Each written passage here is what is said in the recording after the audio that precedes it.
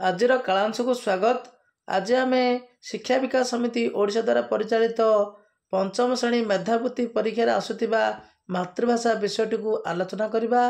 तेणु शेष पर्यंत भिडियो देखापी चेष्टा करूँ कारण बुझापी सहज हो। तेबे आसतु यही प्रश्नोत्तर को आम आलोचना करवा। यही प्रश्नोत्तर को आम OMR सीट रे लिखा एवं गोटे प्रश्नर मूल्य 2 नंबर। यहीपरि 15टी प्रश्नर उत्तर आम देवाक पड़ो। ताको आम निर्भुल भाव आम OMR सीट रे लिखा तेबे आम भल मार्क पाइपर। तेबे आस पिला माने यही प्रश्नोत्तर को आम गोटी गोटी करी अभ्यास करवा। लक्ष्मण नायक केबे गिरफ हेले? एटी ऑप्शन अछि 1940, 1941, 1939, 1947। यार सठिक उत्तर हम 1940। तेणु 1940 ए ऑप्शन ए रे आमे गोल बुलाइबा माने ए रे आमे ब्लैक करवा। ब्लू पेन किंबा कला पेन रे आमे ब्लैक देबा करवा। तेबे 2 नंबर प्रश्न, जापान रे केते वर्ष पर्यंत शिक्षा बाध्यतामूलक? Option A 15, B 14, C 13, D 12। यार सठिक उत्तर है ए 15। 15 वर्ष पर्यंत बाध्यतामूलक शिक्षा रही।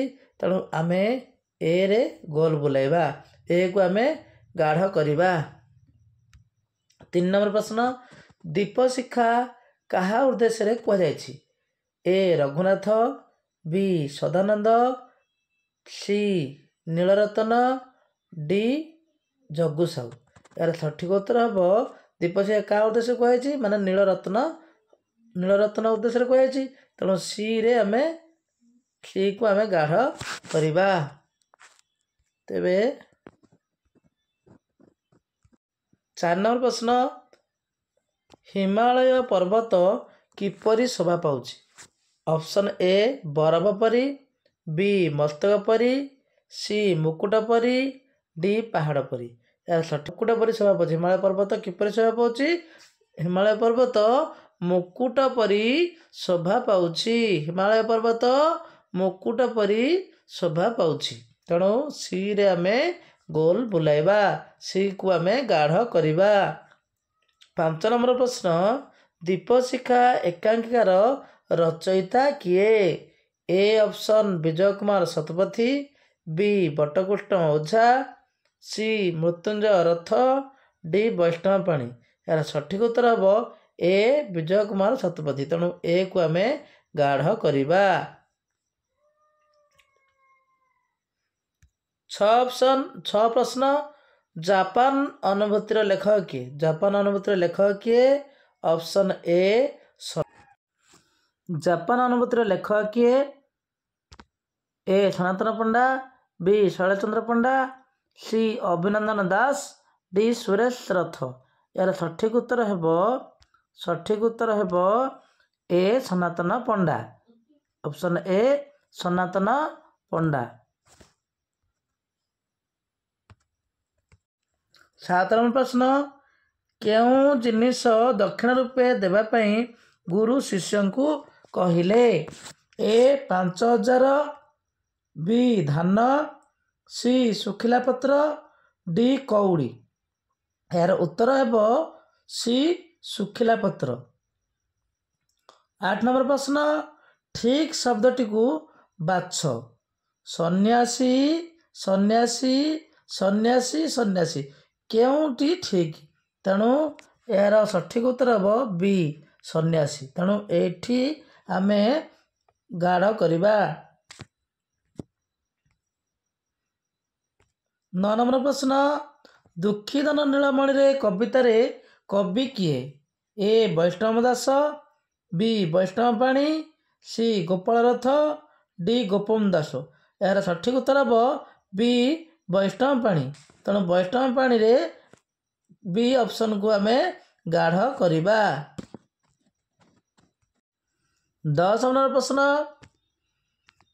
कृष्ण केउंटी दोली खेलुथिले बोली कहुଯାଇଛି? ए ऑप्शन पण तकानी रे, बी सिक्का, ସି ଦଉଡ଼ି, ଡି ବରହଳ। କେଉଁଠି ଦୋଳି ଖେଳୁଥିଲେ? ନା ଏହାର ସଠିକ୍ ଉତ୍ତର ହେବ ଏ ପଣତକାନି। ଏ ପଣତକାନିରେ। 11 ନମ୍ବର, ମଧୁପୁର କାହାକୁ କୁହାଯାଇଛି? ଏ ଗୋପପୁର, ବି ମଥୁରାପୁର, ସି ରଘୁପୁର, ଡି କବୀରପୁର। ଏହାର ସଠିକ୍ ଉତ୍ତର ହେବ ବି ମଥୁରାପୁର। ମଥୁରାପୁରକୁ ମଧୁପୁର ବୋଲି କୁହାଯାଇଛି। ସଠିକ୍ ଉତ୍ତର ମଥୁରାପୁର। ମଧୁପୁର, ମଥୁରାପୁର।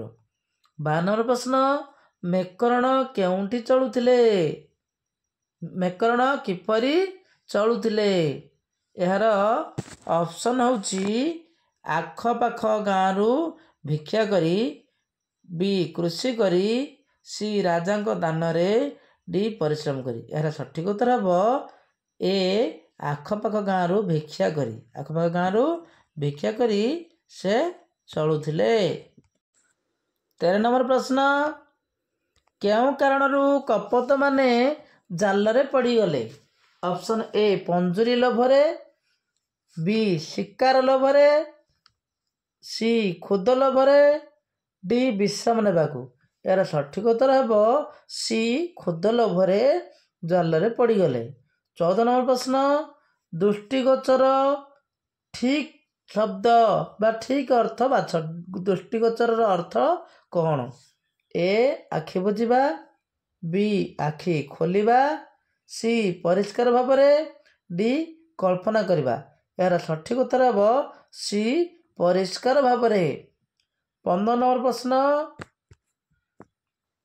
କେଉଁ ଦେଶକୁ ସୂର୍ଯ୍ୟୋଦୟ ଦେଶ କହନ୍ତି? Option A Japan, B Thailand, C D America. ଏହାର ଉତ୍ତର ହେବ ଏ ଜାପାନକୁ ଆମେ ସୂର୍ଯ୍ୟୋଦୟ ଦେଶ ବୋଲି କହିବା। ତେବେ ଏହି ପ୍ରଶ୍ନର ଉତ୍ତର ଆମେ ଅଭ୍ୟାସ କରିବା ଏବଂ ପରୀକ୍ଷା ପାଇଁ ପ୍ରସ୍ତୁତ ହେବା। ପରବର୍ତ୍ତୀ କାଳାଂଶରେ ଆମେ ଆଉ କିଛି ପ୍ରଶ୍ନକୁ ନେଇ ଆଲୋଚନା କରିବା।